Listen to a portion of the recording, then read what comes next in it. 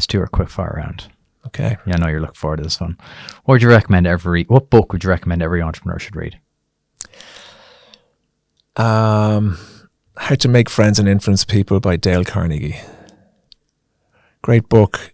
Principles still last today. All about looking someone in the eye, shaking their hand, etc. It's a really strong book and has great principles. What's something you had to learn the hard way? I didn't expect this one. What's something I had to learn the hard way? Sales. I like just going into... I never wanted... One of the reasons why my company went down was because I wasn't willing to sell. I was afraid of it. And once you can beat that, sales is the most important thing any company has. You can have the greatest CEOs, the greatest accountants, the greatest online technicians, you name it. But if you're not actually selling product, you're gone. So sales is the most important thing. And when I learned to sell, that was when my company went up.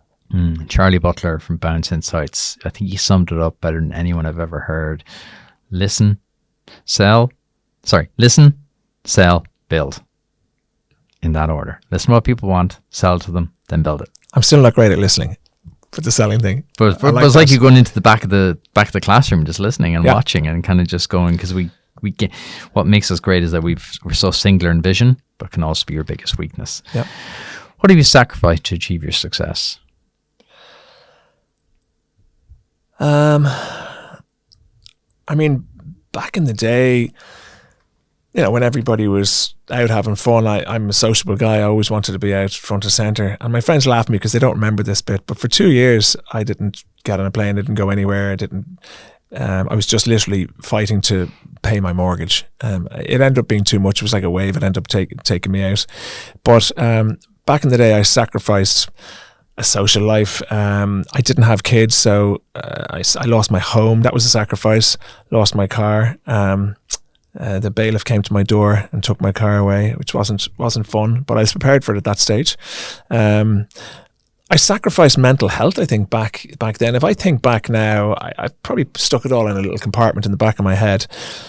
But if I remember, I used to wake up, I used to love sleeping, because sleeping would, you know, I'd have nobody knocking on my door and trying to take away my last penny or what I had. And I was in trouble with all sorts of banks and everything. And I remember waking up every morning, you'd be like this, and the nightmare would start again. And that happened for about 2 or 3 years. And that took a lot out of me. But then once things get better, I just forgot about it. I never really dealt with it. I was just like, yeah, that's done. Let's move on. So I did sacrifice a lot back then. And I think mainly it was a mental strain. It was just tough. It was all consuming, and people looking at this will know this. You know, if they're in the restaurant business and they're under pressure and they can't pay debts and whatever, it's a very, very difficult place to be, and the walls kind of continue to close in on you.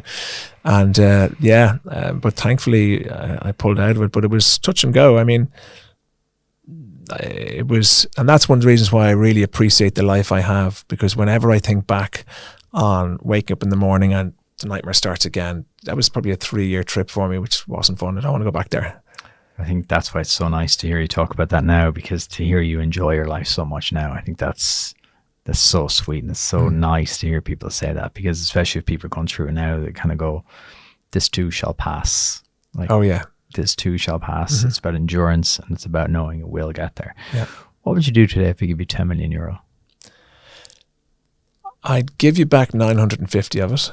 Because I don't want to pay the interest on the 10 million. I thought you were going to make an investment in me. I was getting all excited there. So I would. Well, you can invest it if you like. I just think, you know, I think to take a step every day towards your success is a lesson that I would try and teach people. Because today, if you were to start up a drinks business like this, I don't know, you might need £1 million. And that's just mind-boggling. Who the hell's going to have £1 million? You're not going to do it. You know, it's only for the rich. So you can forget about that. But if you have a 10-year dream and you're adding on, you know, you start off with 10 grand and then you compound it and you make 50 grand and 100 and you're building that way. So what I do with the 50 grand is, I think I touched on it earlier, is I think property in the right market is always a great way to make money as long as it's going up. We all know what happens when it goes down in the 07 crash here. But I would trawl the internet and I would just go do a deep dive on that, and I would find out where is the next tourist spot in the world, and I would buy a shack, and I would move there, and I would do it up, and I would Airbnb it, and technology available to us. I mean, you can get great returns on Airbnbs anywhere in the world, as long as the market hasn't tapped out. Like obviously big cities like Barcelona, Madrid, Dublin, they're all gone. Forget about that. I'm not talking about I did that. it for 8 years here. It was incredible wave, but every wave ends. So now you need to find a new wave. Exactly. So there's always, we're going to run out of countries to go to, but there's always a new tourist destination, Sri Lanka, Maldives, those kind of places. And that's what I would do. I would just bury myself in there. I would spend 40 grand buying a shack. I would do it up for 10 grand. I would live in it, and I would Airbnb it out, and I'd build it up, and then I'd buy another one, and I'd end up with whatever, 8 or 10. And then you'd make a decent income, and you always have the final goal up there, but it could be 10 years away.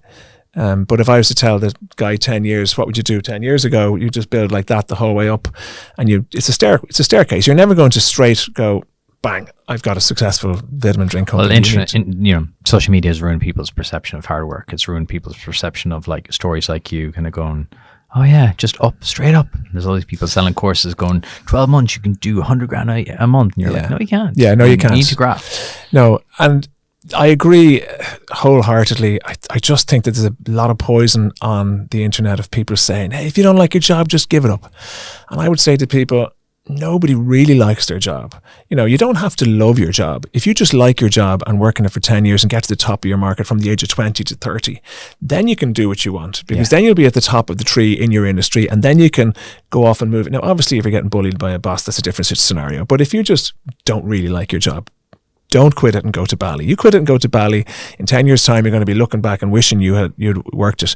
And then when you hit 30, then maybe go to Bali. But like, put in the hard yards at that early stage. Have a plan. You need 10 years. You got to stick your head down for 10 years in some sort of an industry in order to make it and become, if you're any good, you'll become a so-called expert in your field. In 10 years, you could be at the top of the tree, and then you could move into separate, different companies. And I don't like the idea of, and look, there's lots of young people who come in our company, and they'd be there for 2 years and they go next company. But I don't personally, I might be a bit old school, I don't think that works. I still think hard graft for 10 years in one industry will get you where you want to go. Yeah, I would agree. I think generally those people are selling you are the product. They're selling you a course, they're selling you a dream, or they're selling you some sort of product. Selling a lie. To be honest, right? What's something in your daily routine you wish had started sooner?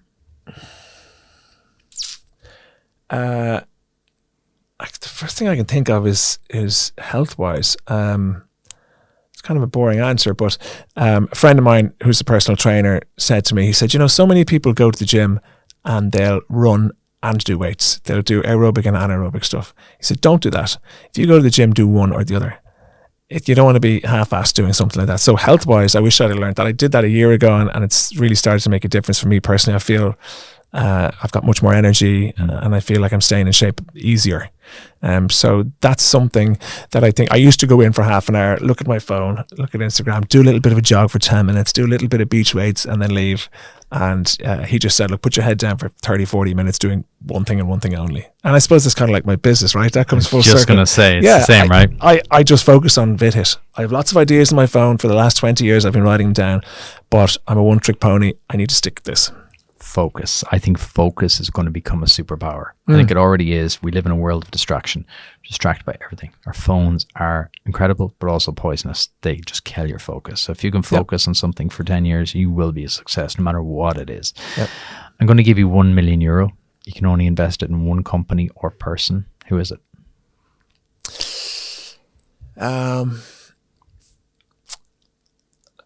It probably wouldn't be me at the moment, because I would have to sell VitHit to do it, but then I'd take it off you and I'd put it into another FMCG brand. I've got 3 or 4 ideas which I would do. Probably one of your former guests, Bobby Healy. He is a super focused guy, and he's a machine. He has been come up as an answer. I think he's the most popular answer at the minute. Is he? Yeah. And Man of Drones is something that not many people are in, and he will become kind of the Uber for people and for companies using it, rather than taking on Amazon. Someone like Amazon could end up saying, listen, you've got 1,000 of those in the air, we're just going to start using your stuff. So he's building that infrastructure. Now there are a couple of other companies, but he was very, very quick to do that. Now in 10 years time, I can guarantee you it wouldn't be the guy I'd be giving it to. Well, I might give it to Bobby, but I wouldn't be giving it to Man of Drums, because there's going to be 200 widespread drum companies around the world, kind of like there is whiskey companies currently. But right now, he is the right guy who has the right experience in the right field, and yeah, he'd be a good guy to throw it into. I agree. I think that's a strong one. You kind of hinted at this. If you start a new company in the morning, what would it be? I think it's more what it wouldn't be. I wouldn't do anything that everybody else is doing. I'd try and find the one thing that people aren't doing. It would be an FMCG.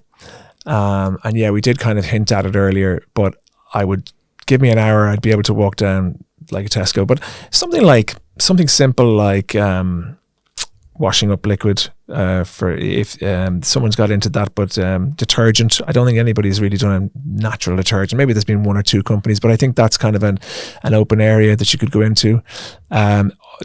And I'm just thinking out of my head, when you're walking through the aisle of, someone has done now alternative cornflakes. They've done protein with Rice Krispies. They're kind of doing that. So there are young minds going in there, but I can certainly pick out, well, actually, biscuits, right? Biscuits are full of crap. There's I don't know, there's probably 30 grams of sugar in every biscuit. That's pure heroin. So, why doesn't someone go and try and create a much healthier biscuit and not put it in the alternative aisle, put it in the main aisle? So that's what I did with VitHit. It was a really unhealthy thing to drink, sports drinks, and I just came along and I put a healthy drink in amongst all those unhealthy products, and people started to take it. So yeah, I think I'd probably attack the biscuit aisle. Okay. What do you believe that other people find strange or strongly disagree with? So what do people disagree with me? What do you believe that other people find weird or really disagree with you on? I don't know, you stumped me there. I didn't think there was... You have a lot of strong views on things. It's definitely... Well, I suppose the first thing that comes to mind is that what we just discussed, so rather than going over it again, but I didn't think I'd be saying this on any social media thing, probably because I might get cancelled, but I think that people are being sold a pup online regularly. I think they're being sold a dog, that you don't have to work. There's no job that you can just pick up and be captain of a yacht within a year. There just isn't. So I think most people believe that this whole thing they've been sold, and I hope it turns around soon, but if you don't like the job you're in, just leave and go to Bali. You'll come back from Bali in 10 years time and you'll still want the same job. You'll have to get the same job because you can't live on nothing. So, and not everybody can be an influencer. So I just think that's a bad idea, and a lot of people don't agree. They're like, oh, you're old school, it's different now, we can live offline and we can live off grid and we can do that kind of thing. I still don't think things haven't changed in 1,000 years in that way. You have to stick to your industry and stay there. I agree. I think you won't get cancelled. I think we're okay. We're safe on that one. What do you spend money on in your personal life that brings you immense happiness? Well, like everybody, I think your kids are number one. So you spend money on education and fun things for them. But because we're in the sun, I don't spend money on bringing to the beach. We go to the beach once a week maybe, and nothing makes me happier than seeing the kids in sunshine and running up and down the beach and doing really simple things. Like our kids, my kids, everyone's kids are all, the minute they see a phone, they're like, I want to see the phone. And it's a really hard job for parents to try and take the phone away and say, look at the sunshine, look at the beach, get out there and play.